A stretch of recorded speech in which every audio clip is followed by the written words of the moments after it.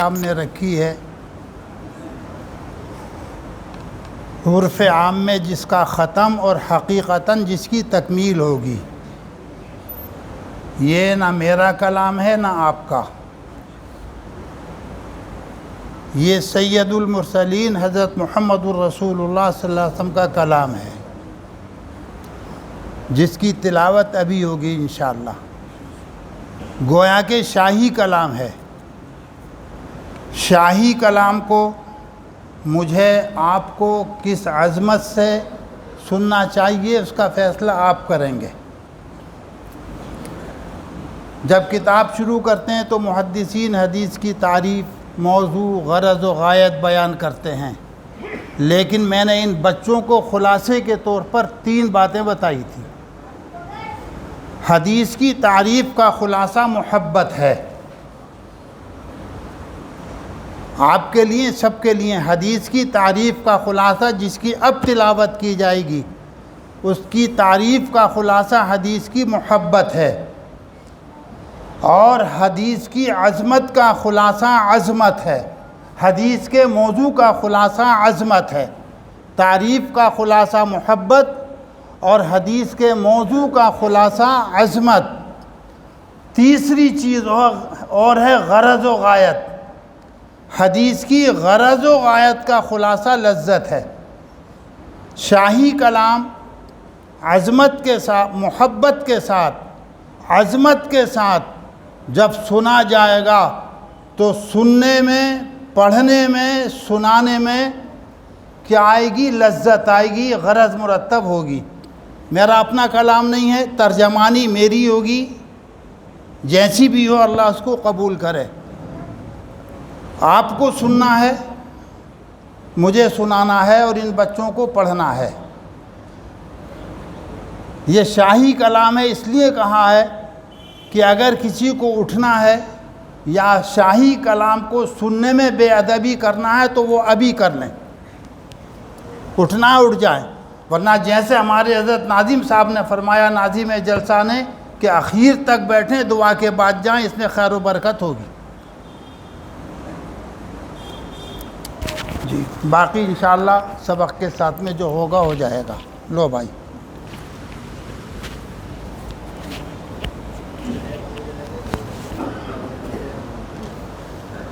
ابھی جو بتایا تھا وہ بن کے آئے ہو نہیں؟ سب کے سب تھوڑے سے ادھر کو سرک دو، کتابیں سرکا لو تھوڑی تھوڑی، خود بھی سرکو، بس یہ آگے والے اور سرکو ادھر کو تھوڑے سے۔ تم دیر سے آئے ہو اس لیے غیر مرتب بیٹھے ہو، ترتیب ادھر کو ہو جاؤ تھوڑے تھوڑے، ایسے نہیں ایسی سرکوں میں سرکا رہا ہوں نا، ادھر کو سرکو، ابھی ادھر کو ہو جاؤ نا بابو، کیسے لوگ سمجھ نہیں رہے۔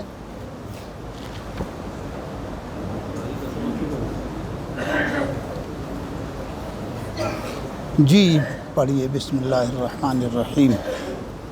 بسم اللہ الرحمن الرحیم، الحمد للہ رب العالمین، والصلاة والسلام على سید الانبیاء والمرسلین وعلى آلہ وصحبہ اجمعین، اما بعد، باب قول اللہ تعالی ونضع الموازین القسط لیوم القیامہ وأن أعمال بني آدم وقولهم يوزن، وقال مجاهد القسطاس العدل بالرومية، ويقال والقسط مصدر المقسط فهو العادل، وأما القاسط فهو الجائر۔ حدثنا فضيلة الشيخ محمد عتيق الرامكوري حفظكم الله وأكرمكم في الدارين، قال حدثنا فضيلة الشيخ محمد يونس الجرمكوري قال حدثنا الشيخ زكريا بن العلامة المحدث محمد يحيى عن أبيه والشيخ الجليل المحدث خليل أحمد السهارنفوري قال حدثنا سيد المحدثين أحمد علي السهارنفوري قال حدثنا المحدث الأكبر والشيخ محمد مظهر النانوتبي قال حدثنا شيخ المشايخ محمد إسحاق المحدث الدهلبي قال حدثنا سراج الأمة الشاه عبد العزيز المحدث الدهلبي قال حدثنا حجة الإسلام مسند الهند الشاه ولي الله أحمد بن الشيخ عبد الرحيم المحدث الدهلبي قال أخبرنا أبو طاهر محمد بن إبراهيم الكردي قال أخبرنا والدي الشيخ إبراهيم الكردي قال حدثنا أحمد القشاشي قال أخبرنا الشيخ أحمد بن عبد القدوس الشنابي قال أخبرنا الشيخ محمد بن أحمد الرملي عن الشيخ زكريا بن محمد أبي يحيى الأنصاري قال حدثنا الحافظ أحمد بن علي بن الحجر العسقلاني عن الشيخ إبراهيم بن أحمد التنوسي عن الشيخ أحمد بن أبي طالب عن الشيخ السراج الحسين بن المبارك عن الشيخ عبد الأول بن عيسى الهربي عن عبد الرحمن بن مغفر الداودي عن الشيخ عبد الله بن أحمد السرخسي عن الشيخ أبي عبد الله محمد بن يوسف الفربري عن الإمام الهمام الحافظ الحجة يمين المؤمنين بالحديث أبي عبد الله محمد بن إسماعيل بن إبراهيم بن المغيرة بن بردزبة الجعفي اليماني البخاري رحمه الله. اللهم انفعنا بعلومه وعلومهم أجمعين آمين يا رب العالمين. أنه قال حدثنا أحمد بن وشكاب قال حدثنا محمد بن فضيل عن عمارة بن القعقاع عن أبي زرعة عن أبي هريرة رضي الله تعالى عنه وعنهم أنه قال قال النبي صلى الله عليه وسلم كلمتان حبيبتان إلى الرحمن خفيفتان على اللسان ثقيلتان في الميزان سبحان الله وبحمده سبحان الله العظيم.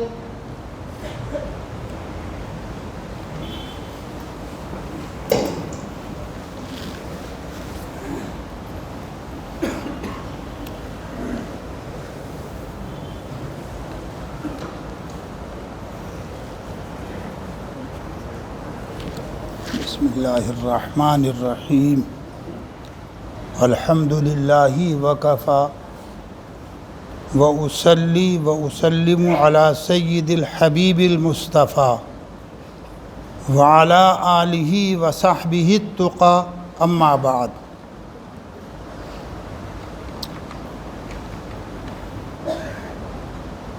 میں نے آپ نے اس بچے سے مع سند کے بخاری کی حدیث سنی اور اس سے پہلے امام بخاری نے جو باب باندھا ہے باب قول اللہ ونضع الموازین القسط لیوم القیامہ، اس کو بھی سنا.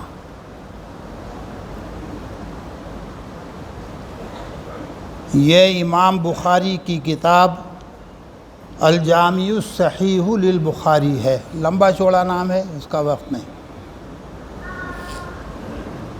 حضرت امام بخاری نے اس کتاب کو اپنے درمیان اور اللہ کے درمیان حجت بنایا ہے. امام بخاری نے اپنی اس کتاب کو اپنے درمیان اور اللہ کے درمیان حجت بنایا ہے. اور حجت کیوں نہ بنائیں؟ امام بخاری نے اس کتاب کی تالیف اور تصنیف میں غایت درجے کا اہتمام فرمایا.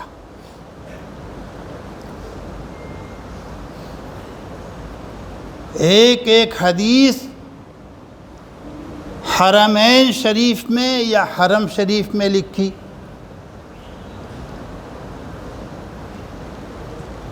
ہر حدیث کو لکھنے سے پہلے غسل فرمایا، 2 رکعت نفل پڑھی، دعا کی. جب شرح صدر ہو گیا تو حدیث کو لکھا. اس اہتمام کے ساتھ امام بخاری نے اس کتاب کے اندر تقریباً 7.5 حدیثیں جمع فرمائیں. اور کیونکہ تقریباً 7,500 حدیثیں ہیں تو نفلیں کتنی پڑھی ہوں گی؟ 14,000 سے زیادہ نفل نماز پڑھی امام بخاری نے اس کتاب کو مرتب کرنے کے لیے. اور حرم شریف میں اسی لیے اس کتاب کو امام بخاری نے اپنے درمیان اور اللہ کے درمیان حجت بنایا ہے۔ آج الحمدللہ اس کتاب کی تکمیل ہو رہی ہے، ختم ہو رہی ہے، یعنی تکمیل ہو رہی ہے۔ اگر غور کیا جائے تو خوشی کے دو موقع ہیں۔ جب کسی چیز کی ابتدا ہوتی ہے اس وقت خوشی ہوتی ہے، اور جب اختتام ہوتا ہے تو اس موقع پر بھی خوشی ہوتی ہے۔ بچہ پیدا ہوتا ہے تو خوشی مناتے ہیں۔ کوئی اپنے باغ میں درخت لگاتا ہے تو خوشی مناتا ہے۔ دکان کی ابتدا ہوتی ہے تو خوشی مناتا ہے۔ جس دن یہ بخاری شریف شروع کی گئی تھی اس دن بھی خوشی تھی، لیکن ابتدا میں جو خوشی کی جاتی ہے وہ توقع اور امید پر کی جاتی ہے۔ ماں باپ کو بھی توقع، طلباء کو بھی توقع اور امید۔ ماں باپ کو کیا توقع کہ ہم نے 8 سال پہلے یا 9 سال پہلے اپنے بچے کی تعلیم کا آغاز کیا تھا، اس پر وہ خوش ہو رہے تھے، اور آج اس سال تعلیم کی آخری مراحل طے کرے گا، اگرچہ طے نہیں ہوئے لیکن طے کرے گا۔ امید ہے کہ تعلیم کے آخری مراحل طے ہو جائیں، اس پر بھی خوشی تھی۔ جس دن کتاب شروع کی گئی تھی اس دن بھی خوشی تھی اور خوشی ہو رہی تھی۔ آج کتاب کا اختتام ہے، مجھے دیکھیے فقط، آپ کی نظریں آج بھی ادھر ادھر چل رہی ہیں، میں آپ کو دیکھ رہا ہوں خالی۔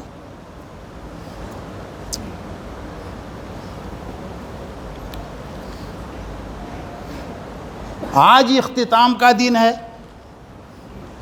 آج بھی خوشی ہے، لیکن آج کی خوشی پہلی خوشی سے مختلف ہے۔ پہلے دن جب کتاب شروع ہوئی تھی خوشی کی جا رہی تھی تو وہ توقع اور امید کی خوشی تھی، آج وقوع کی خوشی ہے۔ بچہ جب پیدا ہوتا ہے تو خوشی مناتے ہیں، لیکن کیا جب بچہ بڑا ہو گیا، جوان ہو گیا، شادی ہو گئی، خود وہ باپ بن گیا اور اس کی زندگی کا خاتمہ ہوا تو کیا اس وقت بھی خوشی منائی جاتی ہے؟ اس وقت تو روتے ہیں۔ حالانکہ اس کا تقاضا یہ تھا کہ بچہ جب پیدا ہوا تھا جیسے اس وقت خوشی منائی گئی، بوقت وفات بھی خوشی منائی جاتی۔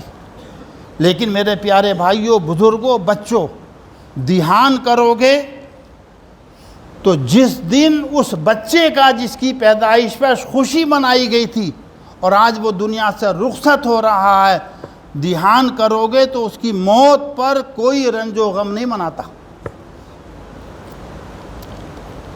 اور وجہ یہ ہے، اگر کسی کی اچھی موت ہو تو میں بھی آپ بھی کہتے ہیں کہ یار کتنی اچھی موت آئی ہے، کاش سب کو ایسی موت نصیب ہو جائے۔ اگر موت پر غم ہوتا تو کاش سب کو اتنی اچھی موت نصیب ہو جائے، یہ تمنا کیوں ہوتی؟ معلوم ہوا کہ موت پر غم نہیں ہے۔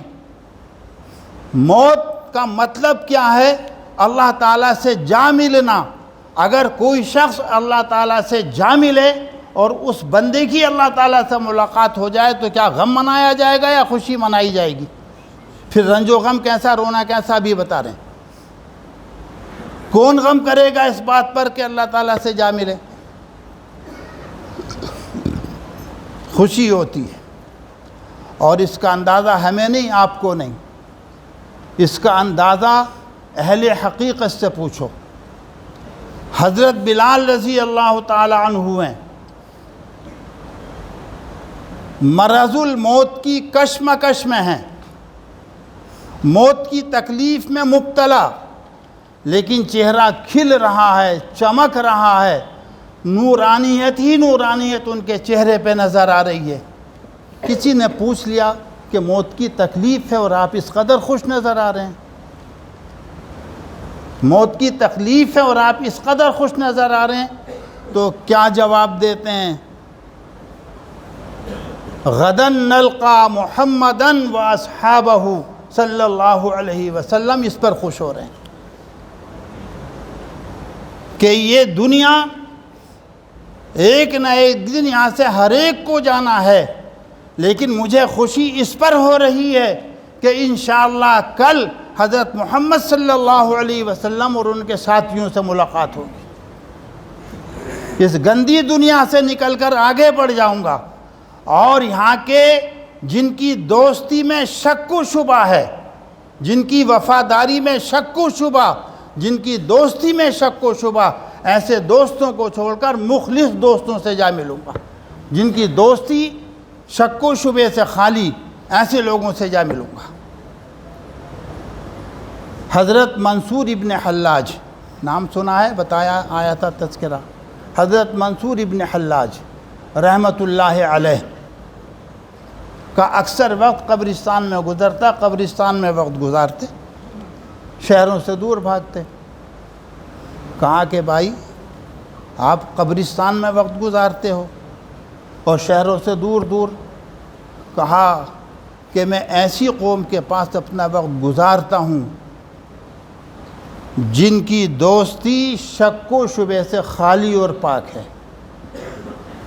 ایسی قوم کے ساتھ اپنا وقت گزارتا ہوں جو نہ غیبت کریں، نہ جھوٹ بولیں، اور نہ جن کی دوستی میں شبہ۔ آ رہی ہے بات سمجھ میں؟ خیر بہرحال تو بات زیادہ ہے، یہ بخاری شریف ہے، اس کی آج آخری باب اور آخری حدیث کی تلاوت کی گئی ہے، میں نے سنی، آپ نے بھی سنی۔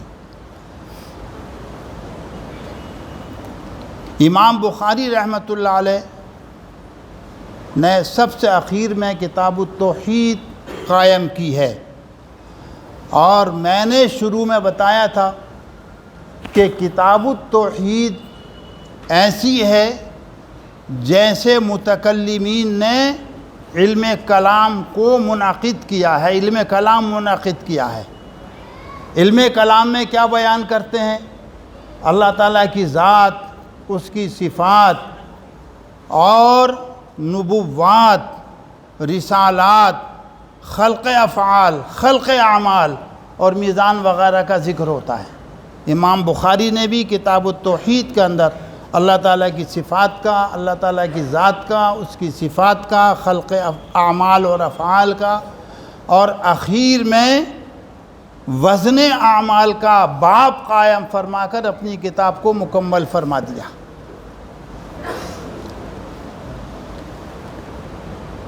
آپ نے حدیث باب سنا تھا ابھی، جو بچے نے تلاوت کیا، میں بھی اس کی تلاوت کر رہا ہوں اور ساتھ ہی ساتھ بات جاری رکھوں گا۔ بسم اللہ الرحمن الرحیم، باب قول اللہ تعالی ونضع الموازین۔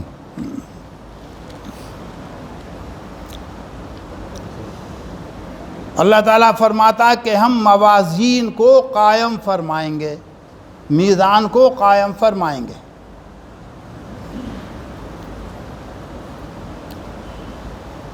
امام بخاری کی غرض اس بات سے وزن اعمال کو ثابت کرنا ہے۔ امام بخاری کی غرض اس باب سے وزن اعمال کو ثابت کرنا ہے۔ اتنی بات تو منصوص ہے کہ کل قیامت کے دن اللہ تبارک و تعالی شانہ اعمال کا وزن فرمائیں گے۔ تمام اہل سنت والجماعت کہتے ہیں کہ کل قیامت کے دن اعمال کا وزن کیا جائے گا، یہ منصوص ہے، قرآن اور حدیث سے ثابت ہے۔ لیکن سوال یہ ہے کیا حقیقتاً اعمال کا وزن کیا جائے گا یا کچھ اور مراد ہے؟ اعمال کا وزن حقیقتاً کیا جائے گا یا کچھ اور مراد ہے؟ حضرت مجاہد کہتے ہیں کہ حقیقتاً وزن نہیں ہوگا بلکہ عدل اور انصاف مراد ہے، لیکن مجاہد اپنے اس قول میں متفرد ہیں۔ حقیقتاً وزن نہیں ہوگا بلکہ عدل اور انصاف مراد ہے، اور مجاہد اپنے اس قول میں متفرد ہیں۔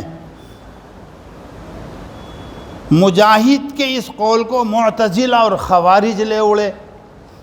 معتزلہ اور خوارج پر عقل کا غلبہ، وہ قرآن اور حدیث، قرآن کی ہر آیت کو اور ہر حدیث کو عقل کی کسوٹی پر پرکھتے، جو ان کی عقل میں آ جاتی ٹھیک، اور اگر ان کے عقل کے خلاف قرآن کی کوئی آیت یا ان کی عقل کے خلاف کوئی حدیث ہوتی تو کیا کرتے؟ یا تو رقیق اور صفی تعویل کرتے یا اس حدیث کا انکار کر دیتے۔ مثال کے طور پر آپ نے سنا ہے، حدیث مشہور ہے، پڑھی ہے، کہ مخصوص راتوں میں اللہ تبارک و تعالی شانہ آسمان دنیا پر نزول فرماتا ہے۔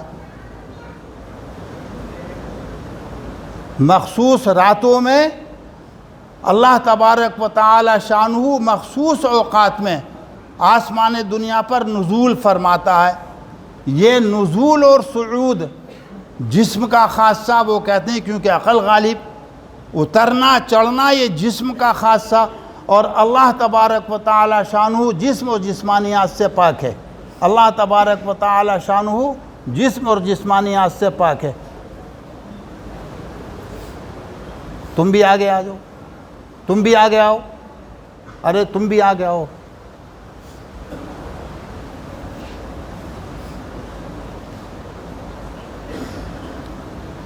نزول و صعود جسم اور جسمانیات کا خاصہ ہے، اور اللہ تعالیٰ جسم و جسمانیات سے پاک، لہذا انہوں نے حدیثی کا انکار کر دیا۔ لیکن اہل سنت والجماعت قرآن کی اور حدیث کا بالکل انکار نہیں کرتے، نہ رقیق تعویل کرتے ہیں، بلکہ کیا کہتے ہیں کہ اللہ نے فرمایا، اللہ کے رسول نے فرمایا، جیسا فرمایا ویسے حق ہے، ہم اس پر ایمان لاتے ہیں، ہمارا یہی عقیدہ ہے کہ اللہ تعالیٰ نزول فرماتا ہے، لیکن نزول کی کیفیت معلوم نہیں ہے۔ یہ نزول غیر متکیفہ ہے، اللہ نزول فرماتا ہے لیکن اس نزول کی کیفیت نہیں بیان کی جا سکتی، یہ نزول غیر متکیفہ ہے۔ ایسے ہی الرحمن علی العرش استوى، حضرت امام مالک رحمۃ اللہ علیہ سے اس کے متعلق سوال کیا گیا، الرحمن علی العرش استوى کا کیا مطلب ہے، کیا مراد ہے؟ تو حضرت امام مالک رحمۃ اللہ علیہ نے فرمایا العرش معلوم، تخت سلطانی کو عرش کہا جاتا ہے، والاستواء معلوم، استواء کے معنی معلوم ہے، جلوس سلطانی کو استواء کہا جاتا ہے، وکیفیتہما مجہولۃ، اور ان دونوں کی کیفیت مجہول ہے، والسوال عنہما بدعۃ، اور ان دونوں کے متعلق سوال کرنا بدعت ہے، اس بدعتی کو یہاں سے نکال دو۔ تو اہل سنت والجماعت کا عقیدہ یہ ہے کہ قرآن اور حدیث میں جو چیزیں واقع ہوئی ہیں، چاہے ان کو ہماری عقل قبول کرے نہ کرے، ہمارا اس پر ایمان ہے۔ اللہ نے حق فرمایا، سچ فرمایا، حضرت محمد الرسول اللہ صلی اللہ علیہ وسلم نے حق فرمایا، سچ فرمایا، لیکن ان کی کیفیت کیا ہے ہم نہیں جانتے، اس کو وہ اللہ کا رسول جانے۔ آپ نے جگہ جگہ قرآن میں پڑھا، تلاوت کرتے رہتے ہیں، ان اللہ مع الصابرین، اللہ تعالیٰ صبر کرنے والوں کے ساتھ ہے، ان اللہ مع المحسنین، اللہ تعالیٰ نیکی کرنے والوں کے ساتھ ہے۔ جگہ جگہ قرآن میں آپ پڑھتے ہیں ان اللہ مع المحسنین، اور مع کے معنی ساتھ کے، جو میں نے ترجمہ کیا ہیں، کہاں ہے اللہ تعالیٰ ساتھ؟ ہمیں تو نہیں دکھ رہا، ہمیں نہیں دکھ رہا کہ اللہ تعالیٰ میرے ساتھ ہے، آپ کے ساتھ ہے، کس کے ساتھ ہے اللہ تعالیٰ؟ یہاں بھی وہی کہا جائے گا کہ اللہ تعالیٰ صبر کرنے والوں کے ساتھ، اللہ تعالیٰ محسنین کے ساتھ، لیکن یہ معیت ایسی ہے جس کی کیفیت نہیں بیان کی جا سکتی، یہ معیت غیر متکیفہ ہے۔ خیر بہرحال تو بات زیادہ ہو رہی ہے۔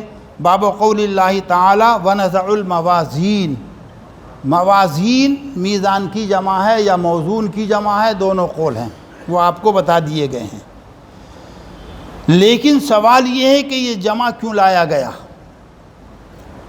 ترازو ایک ہوگی یا ترازویں بہت ساری ہوں گی، الگ الگ و متعدد ہوں گی، کہ دونوں قول ہیں۔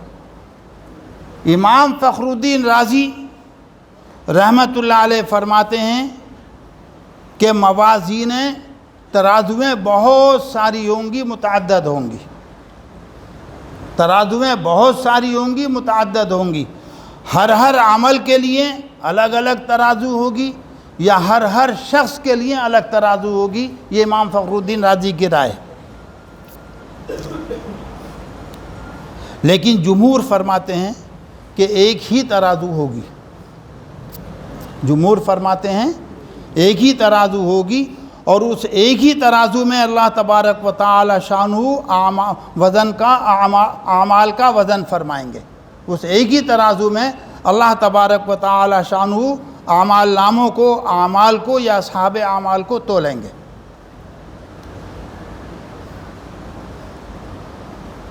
جمہور علماء کی رائے یہ ہے کہ ایک ہی ترازو ہوگی اور جمع تعظیم کی وجہ سے لائی گئی ہے۔ اس میزان کی عظمت کو بیان کرنے کے لیے جمع لائیں کہ وہ میزان عمل بہت ہی عظیم الشان ہوگی۔ کتنی عظیم الشان ہوگی؟ عبداللہ ابن عباس رضی اللہ تعالیٰ عنہ سے ابن شاہین نے نقل کیا ہے کہ وہ میزان عمل وہ ترازو کا ایک پلڑا ایسا ہوگا کہ ساتوں زمینیں اس کے اندر سما جائیں، ساتوں آسمان اس کے اندر سما جائیں، تب بھی اس کے اوپر کوئی فرق نہ پڑے۔ ساتوں زمینیں، ساتوں آسمان اس ترازو کے ایک پلڑے کے اندر سما جائیں گے۔ یہ عبداللہ ابن عباس سے ابن شاہین نے نقل کیا ہے۔ اور حضرت سلمان فارسی رحمۃ اللہ علیہ سے ابو القاسم تبری لالکائی نے نقل کیا ہے کہ میزان عمل کا ایک پلڑا اتنا بڑا ہوگا، اتنا بڑا ہوگا کہ ساتوں آسمان، ساتوں زمین اس کے اندر سما جائیں۔ تو اس عظمت شان کو بیان کرنے کے لیے اللہ تبارک و تعالی شانہ نے موازین جمع کے صیغے کے ساتھ اس کو یہاں بیان کیا۔ وَنَزَعُ الْمَوَازِينَ، ہم موازین کو قائم کریں گے، رکھیں گے۔ موازینہ القسط، القسط مصدر ہے اور المصدر لا یثنى ولا یجمع، اور یہ صفت بن رہا موازین کی، جمع و تثنیہ اس کی لائی نہیں جا سکتی۔ وہ موازین جمع اور یہ قسط مصدر ہے، اس لیے یہ اس کی صفت بن جائے گا۔ بعض لوگ کہتے ہیں کہ یہاں مضاف محذوف ہے، ذوات القسط، انصاف کے لیے ترازویں قائم کی جائیں گی، رکھی جائیں گی قیامت کے دن۔ اور لام کے اندر بھی ہم نے چند باتیں آپ کو بتا دی تھیں، بہرحال تفصیل نہیں کر رہے، وہ سب آپ کو بتایا جا چکا ہے۔ لیکن سوال یہاں پر یہ ہے، آگے کیا فرما دیا؟ وَأَنَّ أَعْمَالَ بَنِي آدم وَقَوْلَهُمْ يُوزَنُ، بنی آدم کے اعمال اور ان کے قول کو تولا جائے گا۔ کیا چیز تولی جائے گی؟ اعمال تولے جائیں گے، یا صحائف اعمال تولے جائیں گے، یا اصحاب اعمال تولے جائیں گے، تینوں قول ہیں۔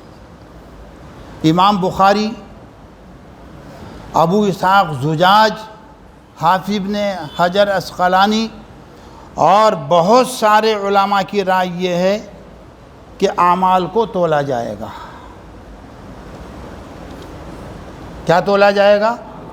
جو ہم نے اچھے کام کیے ہیں یا برے عمل کیے ہیں، ان اچھے اور برے کاموں کو تولا جائے گا۔ امام بخاری کا مذہب یہی، ابو اسحاق زجاج کا مذہب یہی ہے، عبداللہ ابن عباس رضی اللہ تعالیٰ عنہ یہی فرماتے ہیں کہ اعمال کو تولا جائے گا۔ لیکن اعمال کے تولنے کی شکل کیا ہوگی؟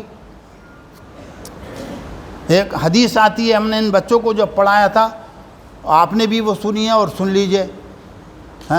سبحان اللہ والحمد للہ تملأ ما بین السماء والارض، اور سبحان اللہ، بس یہ حدیث ہے، اور بھی اس سے آگے پیچھے کہ سبحان اللہ اور الحمدللہ کا کہنا آسمان و زمین کے درمیانی خلے کو بھر دیتا ہے۔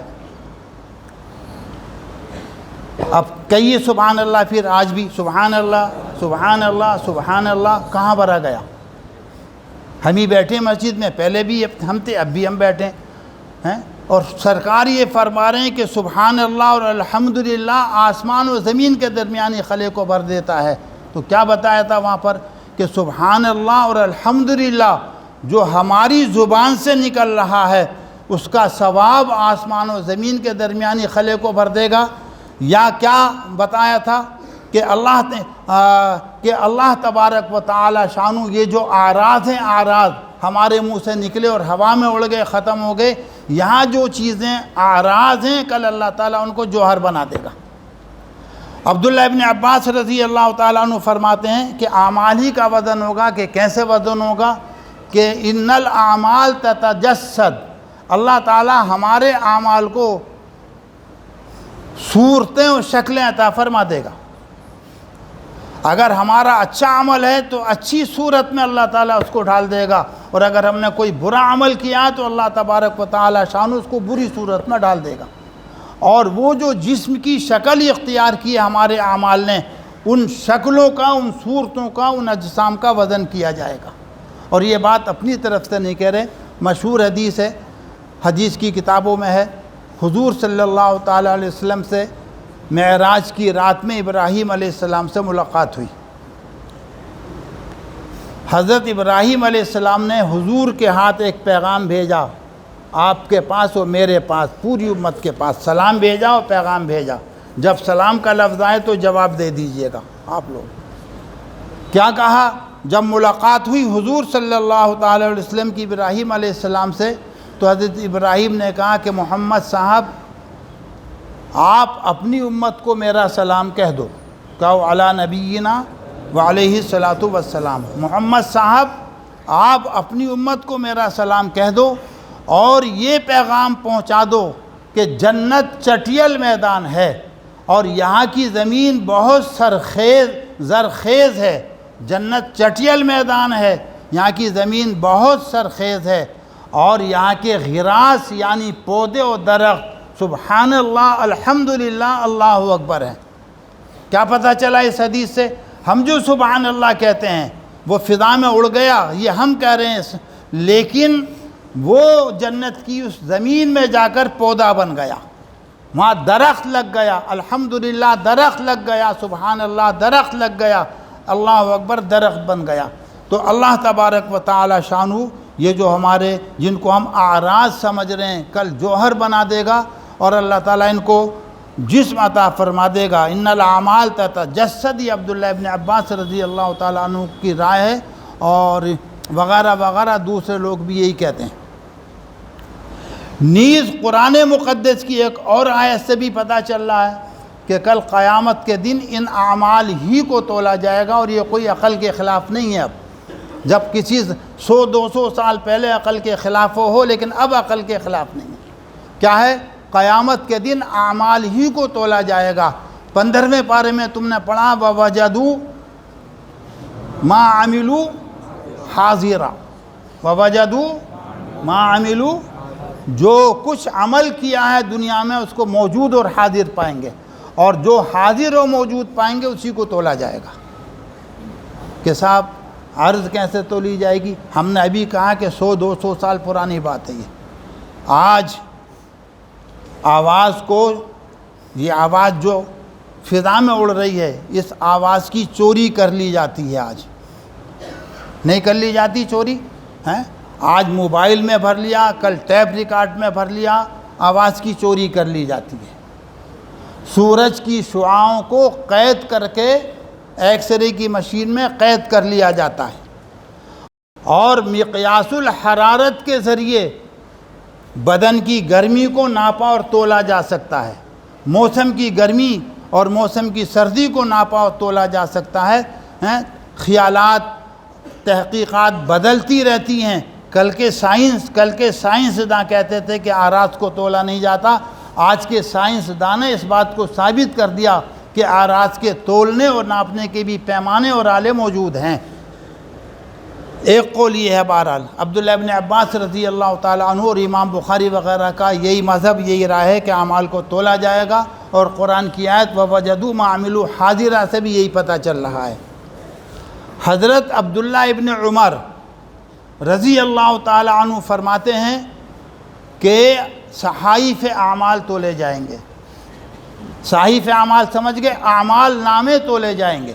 فرشتوں نے ہماری نیکیاں بدیاں، ہمارے اعمال جو کچھ ہم نے اچھے برے کیے، ان کے جو فائل تیار کر رکھے ہیں، ان کی جو مثلیں تیار کر رکھی ہیں، ان مثلوں کو تولا جائے گا۔ یہ عبداللہ ابن عمر رضی اللہ تعالیٰ عنہ کہتے ہیں۔ امام الحرمین فرماتے ہیں، بعض دوسرے محدثین یہی فرماتے ہیں کہ اعمال نامے تولے جائیں گے۔ اور حدیث بطاقہ جس کو تم نے ترمذی میں پڑھا، اس سے بھی پتہ چل رہا ہے کہ اعمال نامے تولے جائیں گے۔ ایک شخص اللہ کی عدالت میں پیش کیا جائے گا، 99 فائلیں مثلیں ہوں گی، جو گناہوں سے بھری ہوئی ہوں گی اور ایک ایک مثل تا حد نظر ہوگی، ایک ایک مثل تا حد نظر ہوگی۔ اللہ تبارک و تعالی شان اس بندے سے فرمائے گا کیا میرے فرشتوں نے اس کو لکھنے میں تیرے اوپر کچھ ظلم کیا ہے؟ یہ جو فائلیں تیار کی گئی ہیں، یہ جو دفاتر اور رجسٹر بھرے گئے ہیں تیرے اعمال سے، کیا میرے فرشتوں نے اس کو لکھنے میں تیرے اوپر کچھ ظلم کیا ہے؟ کیا بولے گا؟ خاموش۔ اللہ کے سامنے کون بولے؟ اللہ تعالیٰ فرمائے گا کہ آج بھی تیرے اوپر ظلم نہیں کیا جائے گا، جا اور اپنا وزن کرا لے۔ اور ایک چھوٹا سا پرچہ، بطاقہ جس کو کہا جاتا ہے، ایک بطاقہ، چھوٹی سی پرزی اس کے ہاتھ میں دے دی جائے گی کہ جاؤ وزن کرا لو۔ جب وہ پرزی چھوٹی سی اس کے ہاتھ میں دی جائے گی تو وہ سوچے گا کہ اس پرزی کی اتنے بڑے فائلوں کے مقابلے میں کیا حقیقت میری تباہی و بربادی اور ہلاکت ہے، یہ سوچے گا۔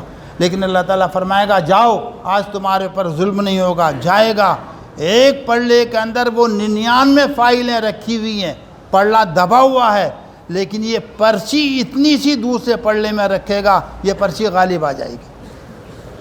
کیا لکھا ہوا ہوگا اس پرچی میں؟ لا الہ الا اللہ محمد الرسول اللہ۔ کیا لکھا ہوا ہوگا اس پرچی میں؟ اشہد ان لا الہ الا اللہ واشہد ان محمدً عبدہ ورسولہ۔ اس پرچی کے اندر یہ لکھا ہوا ہوگا۔ اب یہ لا الہ الا اللہ، اس میں اختلاف ہو گیا کہ کون سا کلمہ ہے، کون سا کلمہ اتنا وزنی ہوگا کہ 99 فائلیں کا بے وزن ہو جائیں، ہوا بن جائیں، اور یہ اتنی سی پرچی غالب آ جائے، آخر وہ کون سا کلمہ ہوگا؟ تو اس میں بھی محدثین نے بہت سارے اقوال محدثین کے کہ اس کو راز رکھا اللہ نے۔ لیلۃ القدر راز رکھی گئی، کب ہے لیلۃ القدر کچھ پتہ نہیں، جمعے کی ساعت کو پوشیدہ رکھا گیا، فلاں چیز کو پوشیدہ رکھا گیا، ایسے ہی اس کلمے کو بھی پوشیدہ رکھا۔ کون سا کلمہ ہے؟ حافظ ابن تیمیہ رحمۃ اللہ علیہ فرماتے ہیں کہ وہ کلمہ ہے جو آدمی اخیر وقت میں کہتا ہے۔ اخیر وقت سمجھ گئے ہیں؟ وہ کلمہ ہے جو آدمی اپنے اخیر وقت میں کہتا ہے۔ کیا؟ حضور صلی اللہ علیہ وسلم کا فرمان ہے، من کانا آخر و کلامی ہی لا الہ الا اللہ دخل الجنہ، جس کا آخری کلام لا الہ الا اللہ ہوگا وہ جنت میں داخل ہو جائے گا۔ یہ وہ کلمہ مراد حافظ ابن تیمیہ کہتے ہیں۔ چلیے بہرحال، تو اس سے کیا ثابت ہوا؟ اس سے کیا ثابت ہوا؟ اعمال نامے تولے جائیں گے ہیں۔ ایک پلڑے میں اعمال نام تولنے کی کیا شکل ہوگی کہ ایک پلڑے، اچھا شکل ابھی بتا رہے ہیں، تولنے کی کیا شکل ہوگی؟ اب یہ جو وزن اعمال ہوگا اس کے اندر تعمیم ہے یا کچھ خصوصیت ہے؟ ایک بات یہ بھی ہے، وزن اعمال جو ہوگا یہ عام ہے یا کچھ خصوصیت ہے؟ کہ 70,000 یا 7 لاکھ، جو بخاری و مسلم کی حدیث میں تم نے پڑھا ہے کہ 70,000 آدمی یا 7 لاکھ آدمی ایسے ہوں گے جو بغیر حساب و کتاب کے جنت میں داخل ہو جائیں گے۔ ان کو تو جنت میں داخل کر دیا جائے گا بغیر کسی حساب و کتاب کے۔ اور وہ 7 لاکھ کون ہیں، کیا ہیں؟ بعض محدثین نے لکھا ہے کہ کچھ ایمان والے ایسے ہوں گے جنہوں نے نیکیاں ہی نیکیاں کی ہوں گی، ان کے نامہ عمل میں کوئی گناہ نہیں ہوگا۔ بہت سارے ایمان والے ایسے ہوں گے، کتنے اللہ کے بندے ایسے ہیں کہ انہوں نے نیکیاں ہی نیکیاں کی ہوں گی، ان کے نامہ اعمال میں نیکیاں ہی نیکیاں لکھی ہوئی ہوں گی، کوئی گناہ ان کے نامہ عمل میں نہیں ہوگا۔ ایسے لوگ سیدھے جنت میں چلے جائیں گے، وہ چاہے 70,000 ہوں یا 7 لاکھ ہوں یا جتنے بھی ہوں، جن کے اعمال میں نیکیاں ہی نیکیاں، وہ سب کے سب جنت میں داخل کر دیے جائیں گے۔ اور کافر 2 قسم کے، بعض وہ جن کا گناہ صرف کافر ہی ہونا ہے، کفر ان کے نامہ عمل میں لکھا ہوا ہے، جن کے نامہ عمل میں کفر لکھا ہوا ہے، وہ بھی بغیر حساب و کتاب کے جہنم میں دھکیل دیے جائیں گے۔ اور اس کے علاوہ اب 2 قول ہیں۔ کیا ہیں 2 قول؟ ایک قول تو یہ ہے کہ جو باقی اور کافر بچے ہیں ان کو بھی جہنم میں دھکیل دیا جائے گا. جو اور کافر بچے ہیں جنہوں نے نیکیاں کی ہوں، عمل کیے ہوں، ان کو بھی جہنم میں دھکیل دیا جائے گا. ایک قول تو یہ ہے. دوسرا یہ ہے کہ نہیں، 70,000 7 لاکھ یا ان ایمان والوں کے علاوہ اور ان کافروں کے علاوہ باقی انسانوں کا حساب و کتاب ہوگا. ایمان والوں کا بھی، کافروں کا بھی. کہ کافروں کا حساب و کتاب ہوگا کہ جی، ایمان والوں کا حساب و کتاب ہوگا کہ جی کہ کیا شکل ہوگی، کہ وزن اعمال ہوگا کہ کیا شکل ہوگی. کہ ایمان والے کی نیکیاں ایک پلڑے میں اور دوسرے پلڑے میں گناہ رکھے جائیں گے. اور اللہ تعالیٰ کے یہاں کائے کا اعتبار ہے؟ زیادتی کا اعتبار ہے، وزن کا اعتبار ہے. حدیث میں آتا ہے قیامت کے دن ایک شخص پیش کیا جائے گا اللہ تعالیٰ کی عدالت میں. ایسا شخص ہوگا یہ کہ اس کی نیکیاں اور بدیاں دونوں برابر ہوں گی. نہ گناہ زیادہ کہ جہنم کا مستحق قرار دیا جائے، نہ نیکیاں زیادہ کہ اس کو جنت میں داخل کر دیا جائے. نیکیاں اور بدیاں دونوں برابر اللہ کی عدالت میں اس کو پیش کیا جائے گا. اللہ تبارک و تعالی شانو اس بندے سے فرمائے گا کہ بھئی تمہاری نیکیاں اور بدیاں دونوں برابر ہیں اور ہمارے یہاں غلبے کا اعتبار ہے. اچھا، اور وہاں بھی اور یہاں بھی غلبے کا یہ اعتبار ہے. بھی اس میں سن لیں، حضور صلی اللہ علیہ وسلم سے لمبی چوڑی حدیث فرمائی. حضور صلی اللہ علیہ وسلم سے صحابہ نے عرض کیا انہلک وفینا الصالحون. آپ نے لمبی چوڑی حدیث ارشاد فرمائی. اس کے بعد صحابہ نے حضور صلی اللہ علیہ وسلم سے پوچھا انہلک وفینا الصالحون، اچھوں کی موجودگی میں ہم ہلاک کر دیے جائیں گے؟ اچھے موجود ہیں، نیک لوگ موجود ہیں، ہم تب بھی ہلاک کر دیے جائیں گے؟ فرمایا نعم اذا کثر الخبث، ہاں جب برائی کا غلبہ ہوگا تو برائی کے غلبے کی صورت میں اچھوں کی موجودگی میں بھی ہلاک کر دیا جائے گا. اب غلبے کا کیسے پتہ چلے گا؟ مثال کے طور پر اسلام کے فرائض اور احکام میں سے اہم ترین فریضہ نماز ہے. نماز کا عمل لے لیجئے. نماز پڑھنے والوں کی تعداد کتنی ہے؟ میں احتیاط سے کہہ رہا ہوں کہ اگر سروے کیا جائے پورے شہر مراد آباد کا تو 30% سے زیادہ نمازی نہیں ملیں گے. میں نے ایک جگہ کہہ دیا 30%، کہا کہ بعد میں فراغت کے بعد کہ حضرت 30% نہیں 10% بھی نمازی نہیں ملیں گے. لیکن میں پھر بھی احتیاط کر رہا ہوں، اگر سروے کیا جائے پورے شہر مراد آباد کا تو 30% نمازی نہیں ملیں گے. اور 30% نمازی کا مطلب یہ نہیں کہ جمعے کی نماز پڑھ لیں ہفتے میں.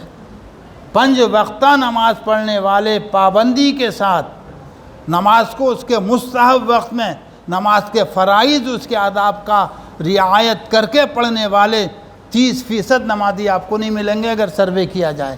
اب بتائیے نمازیوں کا غلبہ یا بے نمازیوں کا غلبہ؟ کس کا غلبہ ہوا؟ اور فیصلہ کب ہوگا؟ جب نیکیاں غالب آئیں گی. اللہ کے ہیں تو غلبے کا اعتبار ہے. انہلک وفینا الصالحون، فرمایا نعم اذا کثر الخبث. میرے ایک تعلق دار ہیں عبدالشکور نام کے، انہوں نے مجھے ایک قصہ بتایا اور صحیح قصہ. کیا ہے قصہ؟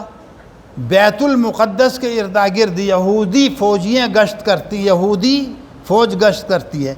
اور جب فوج گشت کرتی ہے تو ان کا افسر بھی ساتھ ہوتا ہے. کہ ایک دن مسلمان نماز پڑھ کے نکلے فجر کی، فوجی رکا اور پوچھا کہ فجر کی نماز میں کتنے نمازی تھے؟ کہ 1 صف یا سوا صف. یہودی فوجی پوچھ رہا کتنے نمازی تھے؟ کہ 1 صف یا سوا صف. ٹھیک، بات ختم. 2-3 دن کے بعد پھر وہی فوجی سوال کرتا ہے کہ آج کتنے نمازی تھے؟ کہ 1 صف یا سوا صف. پھر کسی دن سوال کرتا ہے کہ آج کتنے نمازی تھے؟ کہ 1 صف یا سوا صف. پوچھا کہ بار بار ایک ہی سوال کیوں کر رہے ہیں آپ؟ ایک ہی سوال کیوں؟ کہا کہ جتنے نمازی تم جمعے کے دن ہوتے ہو، حالانکہ جمعے کے دن بھی 100% نمازی نہیں ہوتے، جتنے نمازی تم جمعے کے دن ہوتے ہو، اگر اتنے نمازی فجر میں اکٹھے ہو جاؤ اور فجر کی نماز پڑھنے لگو تو ہمیں پیری کی ضرورت نہیں رہے گی، پیری کی ضرورت ختم ہو جائے گی. تو اللہ تعالیٰ کے یہاں غلبے کا اعتبار. بہرحال وہ بندہ پیش کیا جائے گا، اس کی نیکیاں بدیاں دونوں برابر. اللہ تعالیٰ قانون و ضابطہ بتا دے گا. نیکیاں زیادہ تو جنت، بدیاں اور گناہ زیادہ تو جہنم. تم ایسے ہو کہ تمہاری نیکیاں اور بدیاں دونوں برابر ہیں. جاؤ ایک نیکی تلاش کر لو، اگر ایک نیکی مل جائے گی تو ضابطے کے اعتبار سے تمہاری بخشش ہو جائے گی۔ یہ شخص بڑا خوش، بہت خوش کہ اتنے بڑے خاندان کا، اتنے بڑے دوست احباب والا میں کسی نہ کسی سے ایک نیکی کا ملنا کیا مشکل، بس خوشی اللہ کی عدالت سے میدان حشر کی طرف چلے گا، اللہ کی عدالت سے میدان حشر کی طرف چلے گا۔ اور جب مشکل پیش آتی ہے تو مشکل میں کس کے پاس جاتا تھا آدمی؟ باپ کے پاس، لیکن وہ پہلا ضابطہ ہے۔ پہلے جب مشکل آتی تھی تو کس کو ڈھونڈتا تھا؟ کس کے سامنے اپنی فریاد رکھتا تھا؟ اپنے باپ کے سامنے کہ ابا میں اس مشکل میں پھنس گیا، کیسے نکلوں؟ لیکن وہ پرانے زمانے کی بات ہے۔ اب کسی مشکل میں پھنستا ہے تو دوستوں کو تلاش کرتا، دوستوں کے سامنے اپنی مشکل رکھتا ہے، چاہے وہ ایک لات مار کے اس کو اور گڈھے میں گرا دیں، بہرحال باپ کو تلاش کرے گا، بہت تلاش کے بعد اس کو اس کا باپ مل جائے گا۔ ابا کے سامنے اپنی مشکل رکھے گا کہ ابا یہاں کا قانون یہ ہے کہ نیکیاں زیادہ تو جنت، گناہ زیادہ تو جہنم، اور میں ایسا ہوں کہ میری نیکیاں اور بدیاں دونوں برابر ہیں، للہ مجھے ایک نیکی دے دیجئے تاکہ ضابطے کے اعتبار سے میری بخشش ہو جائے۔ یہ بات سن کر ابا کیا جواب دے گا کہ بیٹا اپنا کام کرو، اپنا کام، بیٹا اپنا کام کرو، ہمیں اپنی پڑی ہے، ابھی ہمارا معاملہ صاف نہیں ہوا، اپنا کام کرو، اپنا کام کرو، ابھی ہمیں اپنی پڑی ہے۔ باپ یہ جواب دے دے گا، اوروں کو تلاش کرے گا، اوروں کو تلاش کرے گا، سب کے پاس ایک ہی ٹکا سا جواب کہ اپنا کام کرو، ہمیں اپنی پڑی ہے۔ بڑی مایوسی کے ساتھ یہ شخص واپس ہو رہا ہوگا، بڑی مایوسی کے ساتھ یہ شخص واپس ہو رہا ہوگا کہ کوئی من چلا اللہ والا اس کو مل جائے گا، دیکھے گا، ملاقات کرے گا اور پوچھے گا کہ بھائی کیا پریشانی ہے؟ یہ اللہ والے نیک لوگ وہاں بھی کام آئیں گے، یہ یاد رکھو۔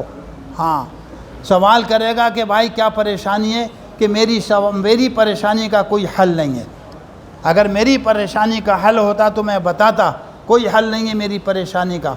یہ اللہ والا، اللہ کا بندہ ضد اور کرے گا کہ بھئی بتا دو، اس مشکل میں شاید میں تمہارے کام آ جاؤں، تو بہت گفتگو کے بعد، گفتار بسیار کے بعد یہ کہے گا کہ یہاں کا قانون اور ضابطہ یہ ہے کہ نیکیاں زیادہ ہوتی ہیں تو بخشش، اور گناہ زیادہ ہوتے ہیں تو جہنم کا فیصلہ کر دیا جاتا ہے۔ میں ایسا ہوں کہ میری نیکیاں اور بدیاں دونوں برابر ہیں، مجھے ایک نیکی مل جاتی تو ضابطے کے اعتبار سے میری بخشش ہو جاتی۔ وہ اللہ کا بندہ فرمائے گا کہ بھائی اس ضابطے کے میرے پاس صرف اور صرف ایک ہی نیکی ہے۔ کیا کہے گا؟ میرے پاس صرف اور صرف ایک ہی نیکی ہے، ضابطے کے اعتبار سے وہ میرے کسی کام کی نہیں، جا تو یہ میری نیکی لے جا تاکہ تیری بخشش ہو جا۔ میرا معاملہ اس نیکی کے ہوتے ہوئے بھی اللہ کی رحمت کے حوالے تھا، اور جب یہ نیکی تیرے کام آ جائے گی، میرے پاس نہیں رہے گی، تب بھی میرا معاملہ اللہ کی رحمت کے حوالے۔ اس شخص کو تعجب ہوگا، لیکن جب نیکی کی بخشش ہو رہی ہے، نیکی لے کر اللہ کی عدالت میں جائے گا، اللہ تعالیٰ ضابطے کے اعتبار سے اس کی بخشش فرما دے گا، نیکیوں کا غلبہ ہو چکا ہے، بخشش کر دی جائے گی، جنت میں داخل کر دیا جائے گا۔ فوراً معاً اس شخص کو طلب کر لیا جائے گا جس کے پاس ایک ہی نیکی تھی اور ایک نیکی اس نے دوسرے کو دے دی، اس کو طلب کر لیا جائے گا۔ اس سے سوال ہوگا کہ بھائی ڈوبتے کو تنکے کا سہارا کافی ہوتا ہے، تمہاری بخشش و نجات کے لیے ایک نیکی تمہارے پاس تھی، وہی تم نے دے دی، تو کہے گا کہ یا اللہ قانون و ضابطے کے اعتبار سے وہ نیکی میرے کسی کام کی نہیں تھی، میں نے سوچا کہ میرے ایک مسلمان بھائی کا کام بن جائے، میں نے سوچا کہ میرے ایک مسلمان بھائی کا کام، اے بچے بیٹھ جاؤ ابھی، چلو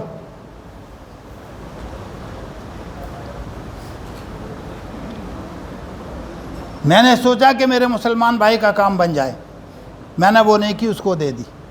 اور سن لو، حضرت محمد الرسول اللہ صلی اللہ علیہ وسلم کا فرمان ہے، واللہ فی عون العبد ما کان العبد فی عون اخی۔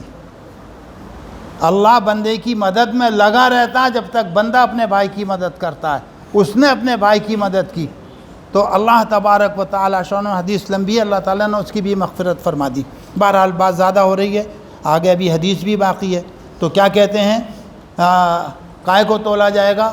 نامہائے اعمال تولے جائیں گے، صحائف اعمال تولے جائیں گے۔ حدیث بطاقہ سے اس کی تائید ہو رہی ہے۔ تیسرا قول کیا تھا؟ اصحاب اعمال کو تولا جائے گا۔ تیسرا قول کیا تھا؟ اصحاب اعمال کو تولا جائے گا۔ کیا ہے وہ؟ قرآن کی آیت سورہ میں پانے کی، وَلَا يُقِيمُ لَهُمْ يَوْمَ الْقِيَامَةِ وَزْنًا، وَلَا نُقِيمُ لَهُمْ يَوْمَ الْقِيَامَةِ وَزْنًا۔ پڑھیے یہ آیت قرآن میں بتائی تھی اس دن، وَلَا نُقِيمُ لَهُمْ يَوْمَ الْقِيَامَةِ وَزْنًا۔ بتایا تھا، حدیث میں آتا ہے کہ کافر کی داڑھ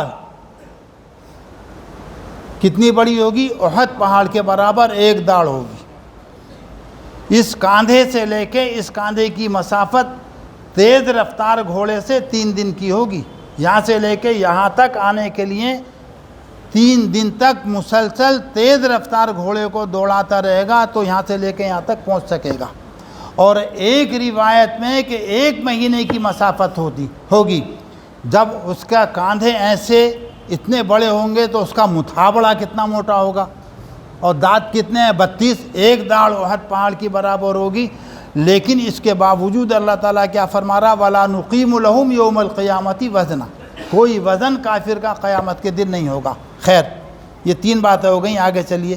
وَأَنَّ أَعْمَالَ بَنِي آدم، اور بھی بیچ میں کچھ رہ گیا ہے لیکن وہ پھر وہ یا تو بتا دیا یا پھر وَأَنَّ أَعْمَالَ بَنِي آدم وَقَوْلُهُمْ يُوزَنُ، بنی آدم کے اعمال اور ان کے اقوال کا وزن کیا جائے گا۔ اللہ اکبر۔ بتا دوں، بہت عجیب بات ہے۔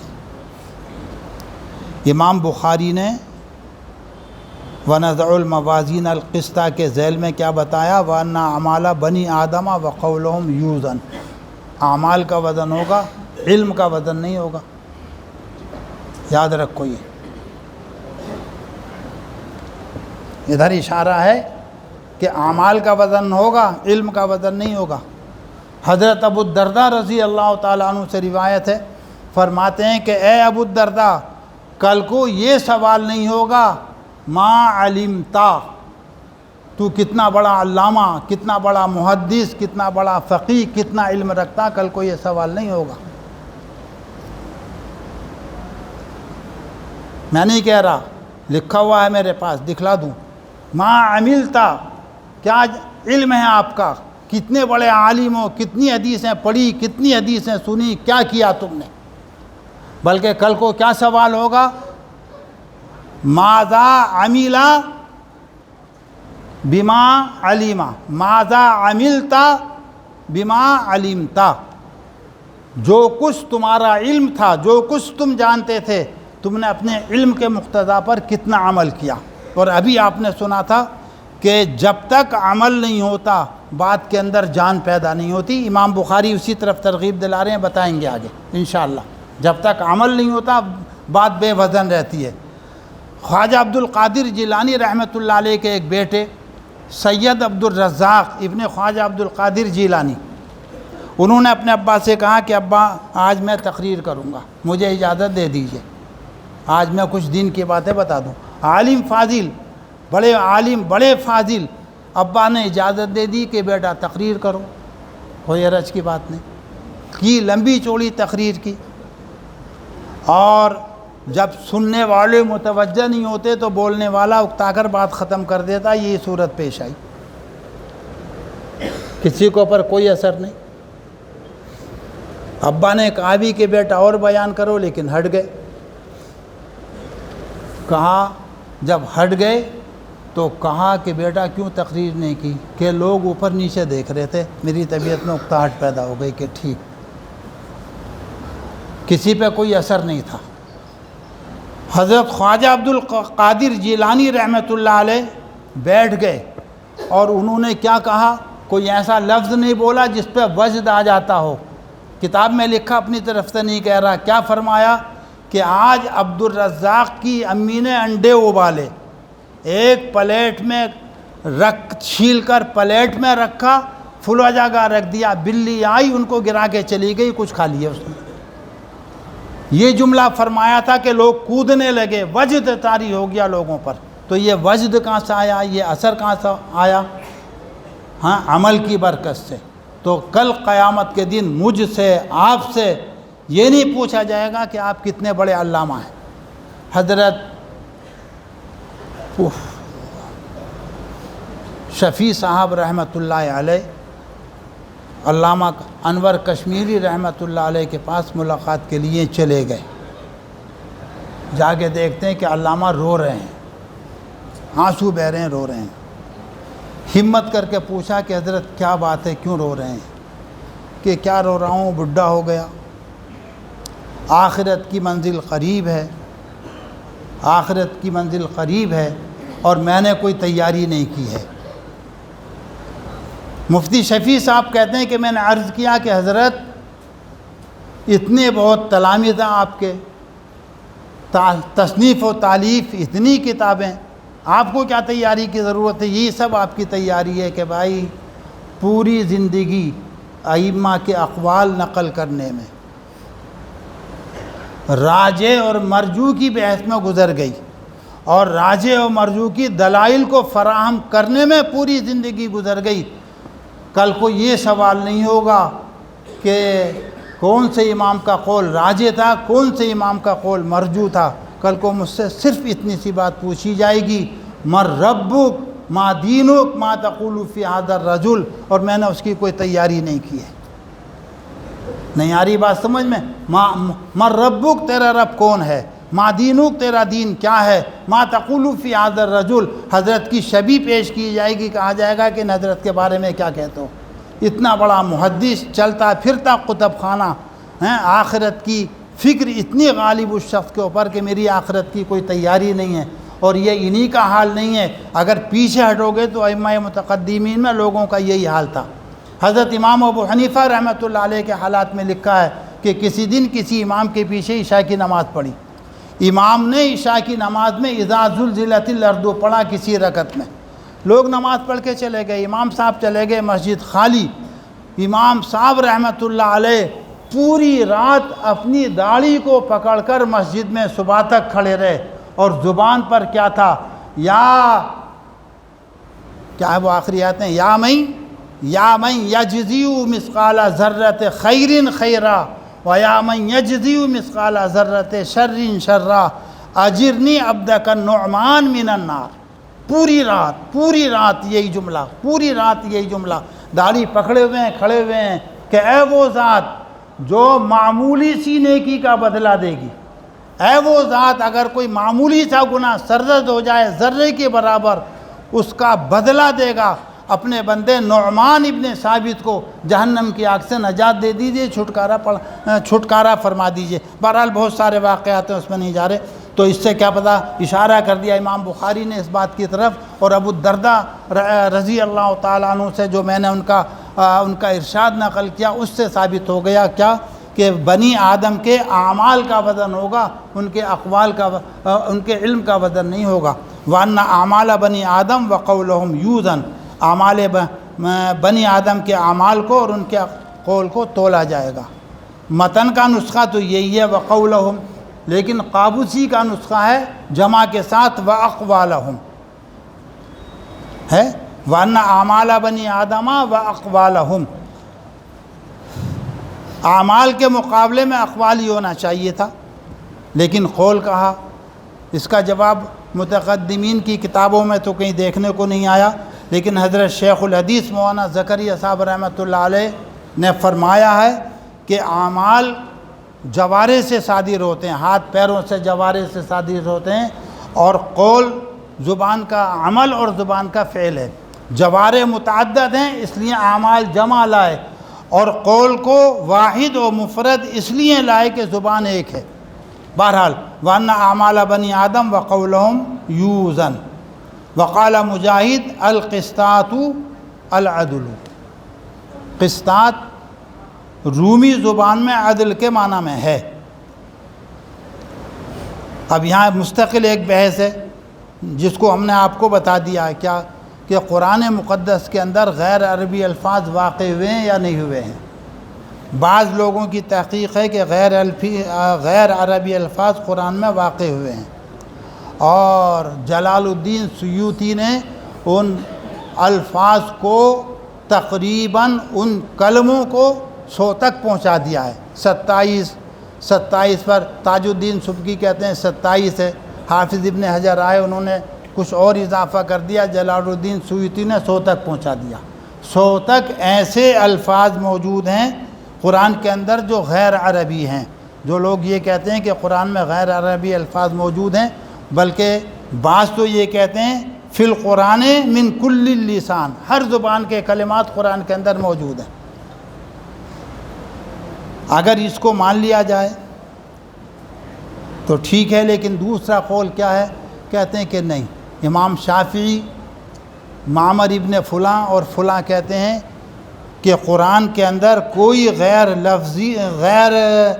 عربی لفظ موجود نہیں ہے، اور کہتے ہیں کہ عربی زبان اتنی وسیع ہے کہ نبی کے علاوہ کوئی اس کا احاطہ نہیں کر سکتا۔ اور یہ بھی کہا گیا ہے کہ جب اہل عرب نے ان غیر عربی الفاظ کو اپنے سانچے میں ڈھال لیا تو وہ غیر عربی ہی نہیں رہے۔ بہرحال یہ ایک مستقل بحث ہے جو آپ کو بتا دی گئی ہے۔ وقال مجاہد القسطاط العدل بالرومیہ ویقال القسط مصدر المقسط، ویقال القسط مصدر المقسط، یہ سمجھ میں نہیں آ رہا۔ یہ مقسط اس میں فاعل کا صیغہ باب افعال سے، اور باب افعال کا مصدر اقساط آتا ہے، نہ کہ قسط۔ آگے سمجھ میں نہیں آیا، لیکن امام بخاری رحمۃ اللہ علیہ نے اشارہ اس بات کی طرف کر دیا ہے، دو باتیں، یا تو زوائد کو حذف کر دیا گیا، زوائد کو حذف کر کے بتا دیا گیا کہ مقسط کا مصدر قسط ہے، اور یا یہ ہے کہ اصل کی طرف امام بخاری نے اشارہ کر دیا، مجرد ہی تو مزید کی اصل ہے، مقسط کیا ہے؟ مزید ہے، اور مزید کی اصل کیا؟ مجرد ہے۔ اصل کی طرف امام بخاری نے اشارہ کر دیا۔ بہرحال یہ قسط دو تقریریں، یا تو یہ ازداد میں سے عدل کے معنی میں بھی آتا اور ظلم کے معنی میں بھی آتا ہے۔ قسط ازداد میں سے ہے، عدل یعنی انصاف کے معنی میں بھی آتا ہے اور ظلم کے معنی میں بھی آتا ہے، اور یا یہ کہہ لیجئے کہ قسط قاف کے کسرے کے ساتھ عدل کے معنی میں، اور اگر قاف کے اوپر فتح لگا دیا جائے، قسط پڑھا جائے تو یہ ظلم کے معنی میں ہوگا، جیسے کہ اس سے پہلے آپ کو بتا دیا گیا ہے۔ وَيُقَالُ الْقِسْطُ مَصْدَرُ الْمُقْسِطِ، اور وَهُوَ الْعَادِلُ وَأَمَّا الْقَاسِطُ فَهُوَ الْجَائِرُ۔ آیا مقسط قسط عدل کے معنی میں، اور قاسط قسط ظلم کے معنی میں۔ سعید ابن جبیر رحمۃ اللہ علیہ اجلۂ تابعین میں سے ہیں، قتل کے لیے حجاج ابن یوسف کے پاس ان کو گرفتار کر کے لایا گیا۔ کس کو؟ سعید ابن جبیر کو گرفتار کر کے حجاج ابن یوسف کے سامنے پیش کیا گیا۔ حجاج ابن یوسف متقدمین میں پہلے قرنوں میں بہت بڑا ظالم گزرا ہے، 1,20,000 کا قاتل ہے ظلماً، اور جو جنگوں میں شہید ہوئے وہ کتنے شہید ہوئے اس کا شمار نہیں، اتنا بڑا نیک آدمی، کتنا؟ 1,20,000 کا ظلماً قاتل۔ سعید ابن جبیر بھی پیش کیے گئے، لیکن اب اس سے بھی بڑے بڑے سورما موجود ہیں۔ ہاں، اب کوئی شمار نہیں، حجاج ابن یوسف تو پاسنگ بھی نہیں بنیں گے، اتنے بڑے بڑے سورما موجود ہیں۔ چلیے بہرحال تو اس سے بحث نہیں ہماری، لائے گئے۔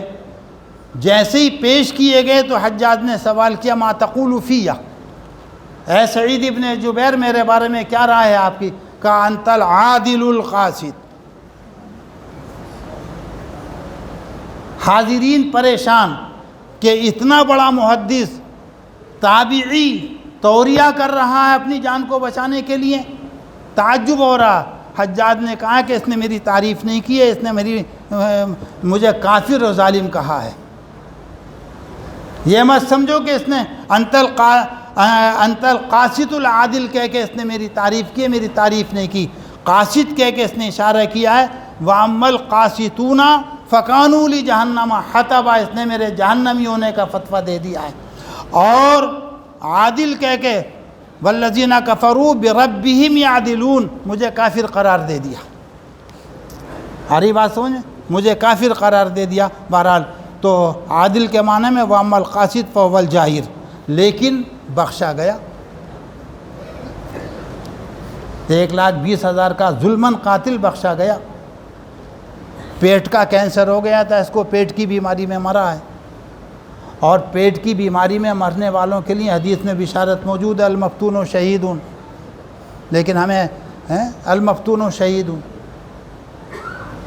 اوندھا پڑا ہوا ہے الٹا، پیٹ کی تکلیف کی وجہ سے درد تڑپ رہا ہے، اور اس کی زبان سے نکل رہا ہے کہ یا اللہ تیرے بندوں کا گمان میرے بارے میں یہ ہے کہ تو مجھے بخشے گا نہیں، تیرے بندوں کا گمان میرے بارے میں یہ ہے کہ تو مجھے بخشے گا نہیں، لیکن مجھے تیری ذات سے پوری امید ہے کہ تو مجھے ضرور معاف کر دے گا۔ اتنا بڑا ظالم۔ اس کا یہ مقولہ حسن بصری رحمۃ اللہ علیہ سے، جو اس کے عتاب کے شکار رہ چکے تھے بہت پہلے، حسن بصری رحمۃ اللہ علیہ تک جب یہ مقولہ پہنچایا گیا کہ اوندھا پڑا ہے اور ظالم یہ کہہ رہا ہے کہ تیرے بندے میرے بارے میں گمان کرتے ہیں کہ تو مجھے بخشے گا نہیں، لیکن مجھے تجھ سے امید ہے کہ تو مجھے ضرور معاف فرما دے گا، تو یہ جملہ سن کر مسکرا گئے، ہنسے، اور فرمایا کہ ایسا وقت ہے کہ اس وقت میں اللہ تعالیٰ سے جیسی بندہ امید رکھتا ہے اللہ اس کے مطابق فیصلہ کرتا ہے۔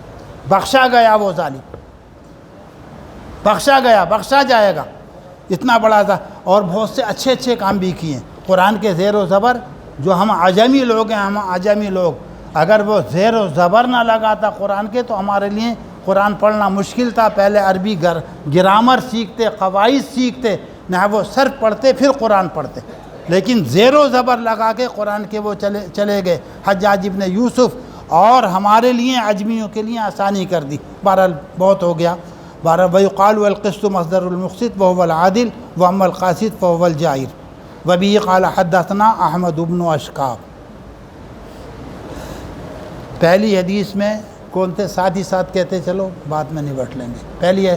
پہلی حدیث کے راوی کون ہیں؟ حمیدی، اور یہ آخری حدیث کے اس کے راوی کون ہیں؟ احمد۔ حمیدی اور احمد کا ایک ہی مادہ ہے حمد، حمیدی اور احمد کا ایک ہی مادہ حمد۔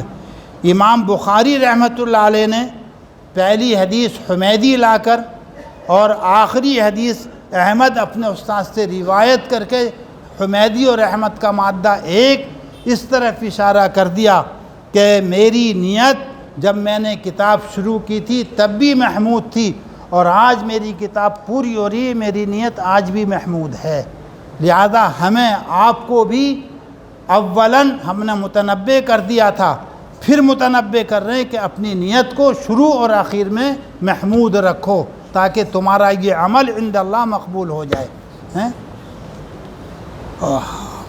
وبه قال حدثنا احمد بن اشکاب قال حدثنا محمد بن فضیل عن عمارة بن القعقاع عن ابی زرعہ عن ابی ہریرہ۔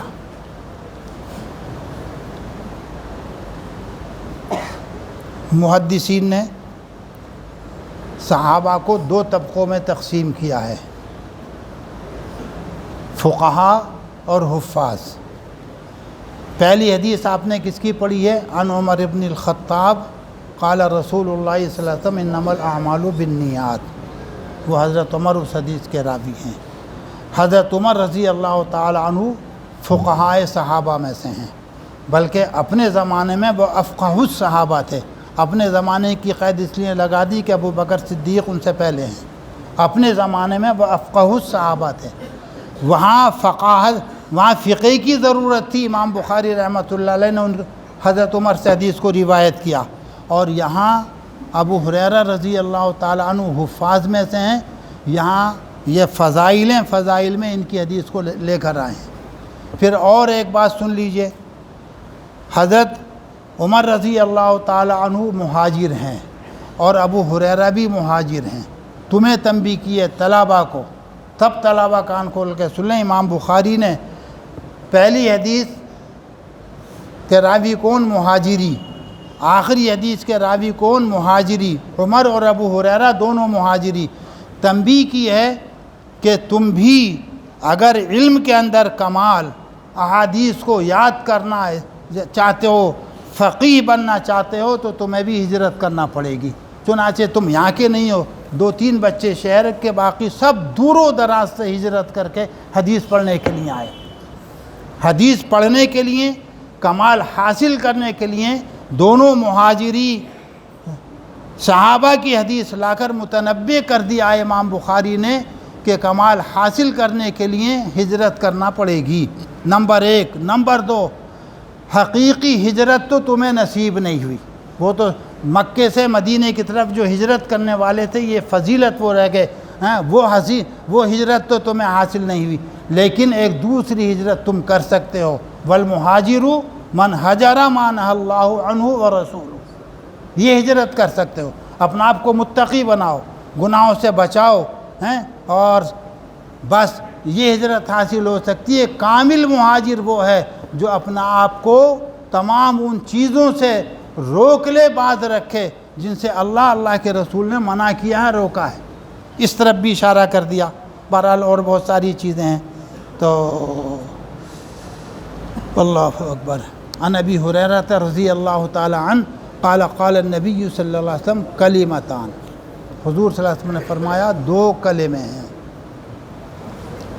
کلمتان سے لے کے فی المیزان تک یہ مبتدا مقدم ہے، اور آگے سبحان اللہ و بحمدہ الی آخرہ یہ خبر ہے۔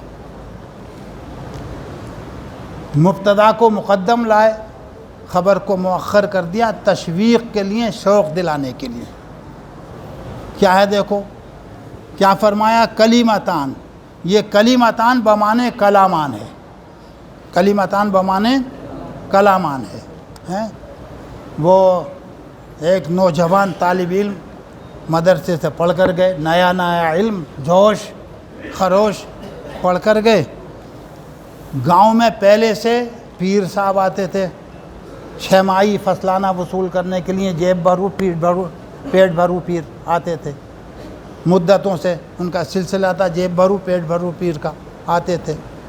یہ مولانا صاحب جب ان کے فارغ ہونے کا وقت قریب آیا اور فارغ ہو کر گئے تو مناظرے کا چیلنج کر دیا کہ مولانا صاحب سے مناظرہ کریں گے۔ بات چیت کی گئی، جوش، جوان، نیا علم، نہ بڑوں سے مشورہ اور نہ کسی اور، مناظرے کے لیے تیار ہو گئے۔ پورا گاؤں اکٹھا، اور ہم نے جب اس کو سبق میں بتایا تھا تو کہا تھا یہ بیٹھے حمداللہ صاحب کہ نگلیہ عاقل میں پورا گاؤں اکٹھا ہو گیا ان کے خلاف، نگلیہ عاقل میں پورا گاؤں اکٹھا۔ مجھے معلوم ہے وہاں کا حال اس لیے، اب کا نہیں، اب تو ماشاءاللہ بہت کچھ اچھا ہو گیا، پہلا بہت کچھ تھا۔ مولانا سیف اللہ صاحب وغیرہ اور فلاں جنے کیسے وہاں سے آئے تھے، خیر آگے تھے، پورا گاؤں اکٹھا، اور پیر صاحب بھی آگے۔ غلطی یہ ہوئی کہ ایک ہی اسٹیج پہ سب کے سب جمع۔ ان سے کہا طالب علم صاحب سے، جوان سے، کہ مولانا لا الہ الا اللہ محمد الرسول اللہ کلمہ ہے یا کلام ہے؟ ترکیب نحوی کے اعتبار سے ایک بات چپکے سے گئی، لا الہ الا اللہ محمد الرسول اللہ ترکیب نحوی کے اعتبار سے یہ کلمہ ہے یا کلام ہے؟ مولانا صاحب نے کہا کہ کلام ہے۔ کہ مولانا کیا فرمایا؟ کہ کلام ہے۔ کہ مولانا کیا فرمایا؟ کہ کلام ہے۔ کہ کلمہ تو نہیں ہے؟ کہ کلمہ نہیں ہے، کلام ہے۔ کہ دیکھو میں کہتا تھا وہ دیوبندیوں کے مدرسے سے پڑھ کے آیا، وہابیوں کا آیا، کلمے کا انکار کر رہا، کافر ہو گیا۔ یہ حدیث دھیان سے نہیں سنی ہوگی، اگر یہ حدیث دھیان سے سن لیتے کہ کلمتان بمعنی کلامان ہے، اور حضرت محمد الرسول اللہ صلی اللہ علیہ وسلم افصح العرب ہیں، آپ کا کلام حجت بنے گا۔ آپ نے کلمے کو، یہاں کلمے کو کلام کے معنی میں استعمال فرمایا۔ لا الہ الا اللہ محمد الرسول اللہ، بتائیے کلمہ ہے کلام ہے؟ کلمہ کہتے ہیں۔ بچوں کو کیا یاد کرتے ہیں بچے؟ اول کلمہ کہتے ہیں، کلام کہتے ہیں۔ دوسرا کلمہ، اتنا بڑا، اس کو کلمہ یاد کرایا بچوں کو، اس لیے کہ دھوکہ نہ کھاؤ بڑے ہو کر۔ بہرحال تو کلمتان 2 کلمے ہیں۔ کیسے ہیں وہ دو کلمے؟ حبیبتان، اللہ کو محبوب اور پسند ہیں. دو کلمے ہیں اللہ کو محبوب و پسند ہیں. کیا مطلب محبوب و پسند ہونے کا؟ ان کلموں کا جو ورد رکھے گا، ان کو پڑھے گا، وہ اللہ کا محبوب بن جائے گا، اللہ کا پسندیدہ بن جائے گا. اور جب کوئی اللہ کا محبوب بنتا ہے تو کیا ہوتا ہے؟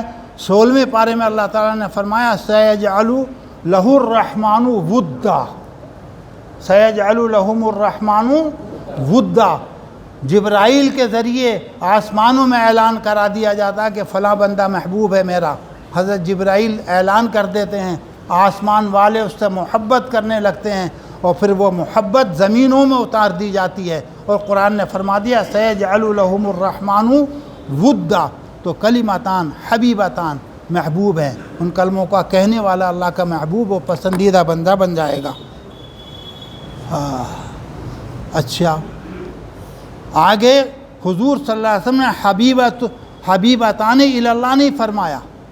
اللہ تعالیٰ کی رحمت کی وسعت کو بیان کرنے کے لیے صفت رحمان کا ذکر کیا ہے، جو بمنزلہ اسم ذات کے ہے.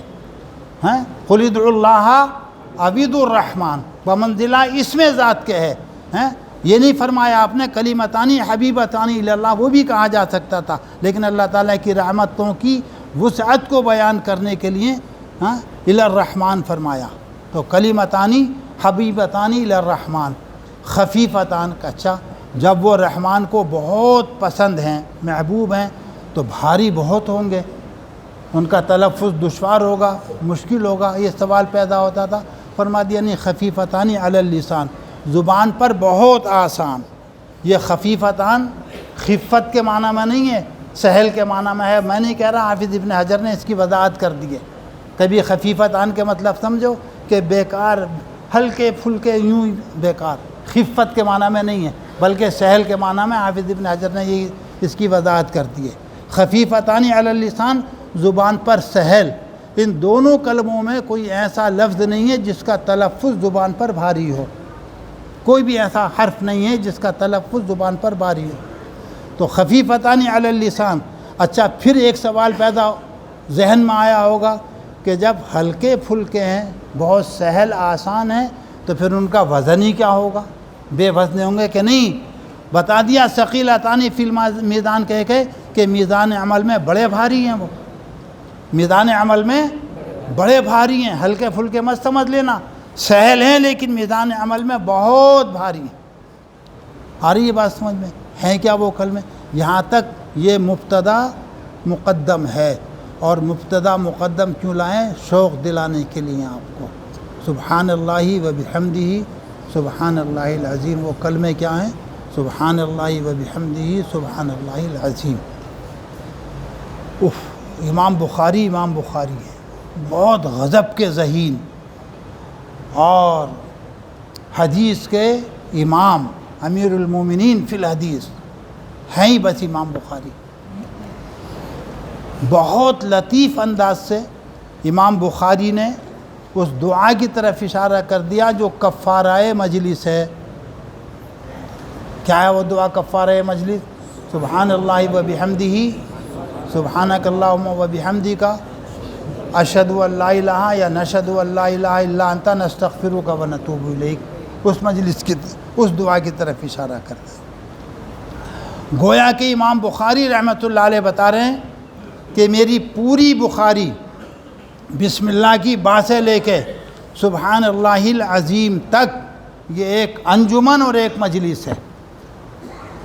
یہ پوری بخاری وہاں سے لے کے یہاں تک، جس کو پورا سال پورا کرنے میں لگا، وہاں سے لے کے یہاں تک یہ ایک مجلس اور ایک انجمن ہے. اور جب مجلس کا اختتام ہوتا ہے تو مجلس کے اختتام پر کیا پڑھا جاتا ہے؟ کفارہ مجلس کی دعا پڑھی جاتی ہے. سبحان اللہ و بحمدہ سبحان اللہ العظیم سے اسی طرف اشارہ کیا ہے. یہ کلمہ سبحان اللہ و بحمدہ سبحان اللہ العظیم، کچھ باتیں اور بتا رہے ہیں اور ختم کر رہے ہیں. بس سبحان اللہ و بحمدہ سبحان اللہ العظیم کا ورد رکھنا چاہیے. حدیث میں آتا ہے کہ اگر سمندر کے جھاگ کے برابر کسی کے گناہ ہوں گے اور اس کلمے کو پڑھے گا تو اللہ تعالیٰ اس کے گناہوں کو معاف فرما دے گا. بخاری میں تو نہیں ہے لیکن دوسری جگہ ہے، اگر کوئی مقروض ہو، مقروض قرض ہے اس کے اوپر اور ادائیگی کی صورتیں اس کے سامنے نہیں آ رہی ہیں، تو بعض روایات میں وارد ہوا ہے، کیا وارد ہوا بعض روایات میں، کہ فجر کی سنتوں اور فرضوں کے بیچ میں سبحان اللہ و بحمدہ سبحان اللہ العظیم کو 100 مرتبہ پڑھ لے، اللہ تعالیٰ اس کا قرض ادا کرا دے گا، اللہ تعالیٰ اس کا قرض ادا کرا دے گا۔ بس یہ مختصر چند باتیں تھیں، اور بھی ہیں، مختصر چند باتیں تھیں جو عرض کر دی گئی ہیں۔ اللہ تعالیٰ مجھے آپ کو سب کو اس بخاری سے استفادہ حاصل کرنے کی توفیق بخشے، عمل کرنے کی توفیق بخشے، شروع سے لے کے آخر تک۔ صرف یہی نہیں، ہم نے بتا دیا، صرف یہی نہیں کہ اقوال، اور یہی نہیں ہے صرف کہ ہمارے اعمال کا وزن ہوگا، بلکہ اعمال کے اندر قوت کیسے پیدا ہوگی، اعمال کے اندر پاور کہاں سے آئے گا۔ امام بخاری نے ادھر بھی اس حدیث کو اخیر میں لا کر اشارہ کر دیا اور عمل کی ترغیب دلا دی۔ قوت کہاں سے پیدا ہوگی؟ نیت کی درستگی سے۔ اگر نیت اچھی ہے تو آپ کے عمل کے اندر وزن آئے گا، اور اگر نیت اچھی نہیں ہے تو وزنی عمل بھی بے وزن ہو کر رہ جائے گا۔ تو امام بخاری رحمۃ اللہ علیہ نے شروع میں بھی اور اخیر میں بھی متنبہ کر دیا کائے کی طرف کہ اپنی نیت کو درست رکھو، اعمال کے اندر وزن پیدا ہوگا کائے سے؟ اخلاص سے، حسن نیت سے۔ ایک بات اور بتا دیں اور ختم کر رہے ہیں، ختم کر ہی چکے، کیا توحید کے 2 درجے ہیں، توحید کے 2 درجے، یا یوں کہہ لیجئے اللہ تعالیٰ کی صفات 2 قسم کی ہیں۔ توحید کا پہلا درجہ تو یہ ہے کہ جتنے اللہ تعالیٰ کی ذات کو تمام عیوب اور نقص سے منزہ قرار دیا جائے، اللہ تعالیٰ کی ذات کو تمام عیوب اور نقص سے پاکیزہ اور منزہ قرار دیا جائے۔ تمام عیوب سے پاکیزگی یہ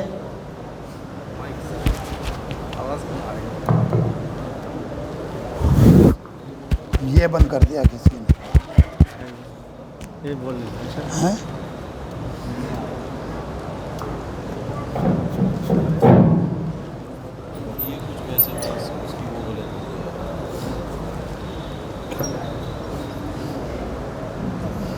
اللہ تعالیٰ کی صفات 2 قسم کی، صفات سلبیہ، کیا مطلب صفات سلبیہ کا؟ اور صفات سلبیہ کو تنزیہات بھی کہتے ہیں اور صفات جلال بھی کہتے ہیں۔ بات ختم کر رہے ہیں، بات تنزیہات بھی کہتے ہیں اور صفات جلال بھی کہتے ہیں۔ کیا مطلب ہے؟ کہ اللہ تعالیٰ بے عیب ہے، تمام عیوب سے اللہ تعالیٰ کی ذات پاک ہے۔ امام بخاری نے سبحان اللہ سے اسی طرف اشارہ کیا ہے۔ اللہ تعالیٰ کی ذات بے عیب ہے، تمام نقائص سے، تمام عیبوں سے اللہ تعالیٰ کی بات ہے، ذات پاک ہے، سبحان اللہ۔ اور آگے وَبِحَمْدِهِ فرمایا ہے، تمام صفات کمال کو اللہ تعالیٰ کے لیے ثابت فرمایا ہے۔ صفات ثبوتیہ یا صفات وجودیہ کہتے ہیں، آیا تمام صفات کمال کو اللہ تعالیٰ کی ذات کے لیے ثابت فرمایا ہے۔ تو سبحان اللہ وبحمدہ، اللہ تعالیٰ ہر قسم کے نقص، اللہ تعالیٰ ہر قسم کے عیب سے پاک ہے۔ وبحمدہ، اللہ تعالیٰ تمام صفات کمالیہ کے ساتھ متلبس ہے۔ اور پھر آگے سبحان اللہ کی تکرار فرمائی ہے، اسی کی، اور اس کے آخر میں فرما دیا العظیم، عظیم وہ ہے جو ہر قسم کے عیب سے پاک ہو۔ اللہ تعالیٰ کی ذات ہر قسم کے عیب سے پاک۔ اور ہم نے بتا دیا کہ کفارہ مجلس کی دعا کی طرف بھی اشارہ کر دیا، گویا کہ وہاں سے لے کے یہاں تک جو ایک سلسلہ چل رہا تھا، ایک مجلس چل رہی تھی، امام بخاری رحمۃ اللہ علیہ نے سبحان اللہ وبحمدہ سبحان اللہ العظیم پر اس مجلس کا اختتام فرما دیا۔ اللہ تعالیٰ حضرت امام بخاری کے درجات کو بلند فرمائے، اور اس کتاب سے اور اس کے علاوہ تمام کتابیں جو اس سال پڑھی ہیں، ہم نے اب تک پڑھا ہے، اس سے ہمیں فائدہ حاصل کرنے کی توفیق نصیب فرمائے۔ ایک بات اور ختم کر رہے ہیں، تو میں بخاری کی تکمیل کے ساتھ دو چیزیں تمہیں نصیب ہوئی ہیں، تفصیل بیان نہیں کریں گے بالکل، ورنہ وقت لگے گا اس میں بھی۔ دو چیزیں تمہیں حاصل ہوئی ہیں، ایک تو متن حاصل ہوا ہے اور دوسرے سند حاصل ہوئی ہے۔ کیا؟ متن سے علم کا دروازہ کھلا۔ متن کیا ہے؟ قال رسول اللہ صلی اللہ علیہ وسلم، اس سے علم کا دروازہ کھلا، علوم کے دروازے کھل گئے۔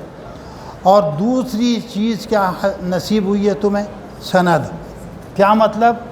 سند کی برکت سے تم مستند عالم ہو گئے ہیں؟ سند کی برکت سے تم مستند عالم ہو گئے۔ اگر تم کچھ نقل کرو گے تو تمہارا قول حجت بنے گا، تمہاری نقل قابل اعتبار ہوگی۔ سند کے بغیر مطالعہ کر کے، ترجمہ کر کے یا سنا کے علم کی کوئی بات بیان کی جائے، اگر وہ صحیح نقل کی ہے تو کہا جائے گا کہ نقل صحیح ہے، اور اگر علم کی اس بات کو نقل تو کیا لیکن غلط نقل کیا تو کہا جائے گا کہ یہ غلط نقل ہے۔ لیکن دو چیزیں تمہیں آج حاصل ہو گئی ہیں اس سال میں، ایک تو متن حاصل ہوا ہے، متن کے ذریعے کیا ہوا؟ علوم کے دروازے تم پر کھل جائیں گے۔ اور معرفت کے دروازے کب کھلیں گے؟ جب تم کسی اللہ والے سے اپنا رابطہ قائم کرو گے۔ حضور صلی اللہ تعالیٰ علیہ وسلم کے فرائض منصبی میں 4 چیزوں کو پہلے پارے میں بیان کیا ہے: یتلو علیہم آیاتہ ویزکیہم ویعلمہم الکتاب والحکمہ۔ چاروں ہو گئی۔ یزکیہم، یتلو علیہم آیاتہ، قرآن پڑھ کے سناتے ہیں، ویزکیہم ویعلمہم الکتاب والحکمہ۔ فرائض منصبی میں 4 باتیں ہیں، اور جب تک یہ علم کے ساتھ، دوسری طریقے سے تعبیر کر لیجئے، حضور صلی اللہ تعالی وسلم 2 چیزیں چھوڑ کر گئے ہیں: علم نبوت اور نور نبوت۔ علم نبوت تم نے حاصل کر لیا، لیکن جب تک نور نبوت کے لیے ایسے ہی جد و جہد اور محنت نہ کرو گے جیسے علم نبوت کے لیے کی ہے، اس وقت تک تمہارے علم سے تمہیں کچھ زیادہ نفع حاصل نہیں ہوگا۔